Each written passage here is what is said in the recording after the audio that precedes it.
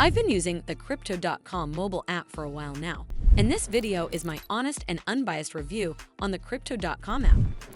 I'll cover all the main points, from key features to risks and considerations.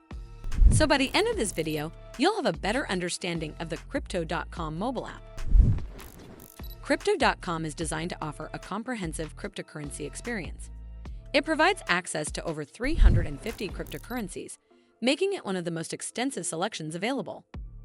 The app features an intuitive interface, simplifying the process of buying, selling, and trading digital assets. One standout feature is the Crypto.com Visa card, which allows users to spend their crypto holdings and earn up to 5% back on purchases. Additionally, the app offers a Crypto Earn program, enabling users to earn interest on over 25 tokens and stablecoins with flexible terms. However, there are some drawbacks. For instance, Crypto.com's fee structure can be a bit complex. While purchasing crypto via bank transfer is free, using a credit or debit card incurs a 2.99% fee, which can add up for frequent buyers.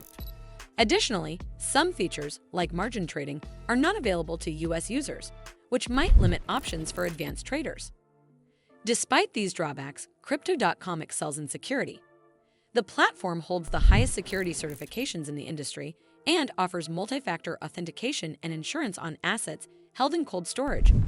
Plus, with over 100 million users globally, it has established a significant presence in the crypto space. Overall, Crypto.com is a solid app for those looking to engage in the cryptocurrency market, especially for users interested in a wide selection of assets and earning opportunities. As always, do consider speaking with an expert before making any decisions. Well, that's all for this video. I hope you found this video helpful. And if you did, make sure you give this video a super thanks by clicking on this heart icon to help support the channel, and don't forget to hit that subscribe button. We'll see you in the next one.